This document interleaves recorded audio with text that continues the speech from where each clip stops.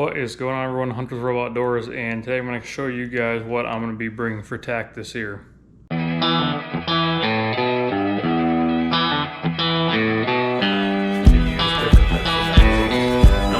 these will not fit like a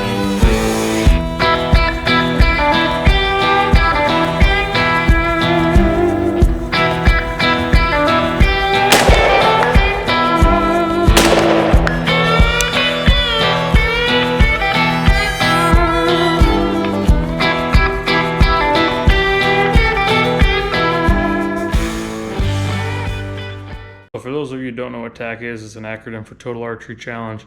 They do a ton of them all over the U.S. They did do one in Crystal Mountain in Michigan here in the Lower Peninsula, but I was busy for that one, so now I'm heading up to the UP tomorrow morning, actually, to go attend this event. And when this video posts on Sunday, I'll actually be on my way back from the event, but I figured I would kind of give you guys a rundown on all the equipment that I'm bringing, kind of some, you know, whys and things like that. This is my first time ever doing this, so I don't really know what to expect or how it's going to go. I know it's going to be a lot of elevation changes as far as like tricky shots, as well as some further away ranges. Now, when we did the HHA USA event, put a link up here to that little video if you guys haven't seen it. The 22 course, which was the furthest shot, was 104 yards. Joey, who had been to one of those, who I'm going with on this weekend, said that was kind of like a TAC-ish course, just not very flat, not, you know, having to shoot up, down, elevation-wise. So first thing up is going to be the bow. Now this is, of course, the Hoyt VTM 34 that I've been using for quite some time now. On here I do have a 3-pin Hoyt inline sight.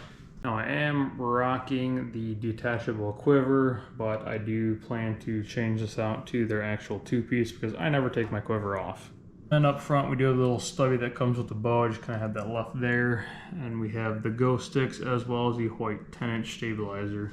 And in the back we are running the Hoyt 8-inch. Real quick, this bow will be going through some changes here in the near future, mainly just swapping all the furniture out for everything in Tombstone, and then I'm going to be changing up the type of quiver that I use on this, but I'm still going to be running a 10 in the front, 8 in the back. These are my new arrows. They are Easton Sonics 6mm, a 300 spine, and you can see I do have these really cool gray and white fletchings at max helical. Now into the pack. So this is my Kuiu Venture Divide 2000. I have a whole video on it. I'll put it up in that corner if you want to check it out, how I use for whitetail. This is pretty much my day pack for hunting. So seeing how this is going to be a lot of hiking, things like that, I thought it would be a good idea to have my day pack instead of just running the hip quiver.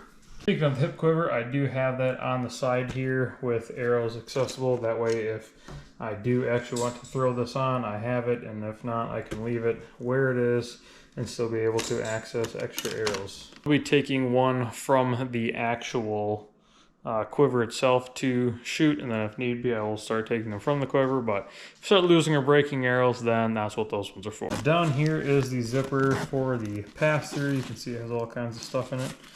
That's because I'm going to be taking my nicer camera with me, so on the top here has a little pass-through section with some kind of like upgraded canvas material, just like you have on the bottom here. So I'm going to have that completely open, that way I can have the camera with me.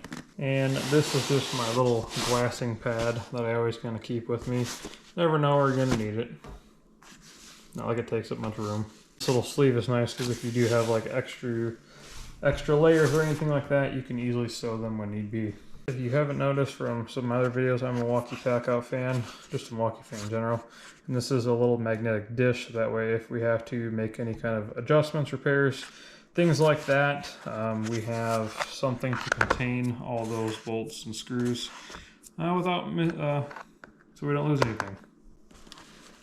And then in here we do have my release, which is a Stan Onyx C. It's a new clicker that I really like. And we have some extra camera batteries as well as a Sharpie. Extra GoPro batteries as well as a tourniquet. In this first pouch I usually have all of my usual hunting stuff here, guidelines, things of that sort. And then in this top pouch I've decided to kind of make this my tool / repair. So I have SAE hex keys, some in metric, sight tapes, Torx, my Leatherman Mutt EOD, a boot band, and some different tips, extra carabiner, some 100 grain field points, and this is kind of my little shot trainer for my release. Inside the main compartment, don't have a ton going on here. I have my platypus bladder from Kuyu. I have my Medics, little kind of personalized IFAK, pretty small for an individual first aid kit, but has a lot of goodies in it. We have a rain jacket, of course, because there's calling for a chance of rain, and plus being UP, you never know. One thing that is really nice about this pack is it doesn't have a frame, but it does have a very hard piece of kind of make it keep its form here.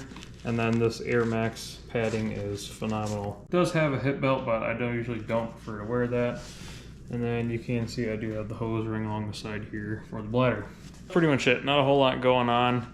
I did want to kind of make this short little video because times are going crazy. So next week's episode is probably going to be more of a sit rep, and then the following video will probably be how the actual event has gone and all the hopefully fun, exciting things you'll see there. I've been trying to branch out more into the hunting stuff here this year. It's been an absolutely crazy year, especially without having the Jeep and things like that. So with hunting season coming up, I figured a lot more hunting content's going to be on the channel.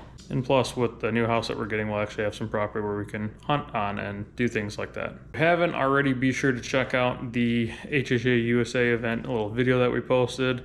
If you're into all kinds of different outdoor content, be sure to check out those different playlists. If you haven't, hit the like button, subscribe, hit the little bell notification when you get notified when I post videos on Sundays.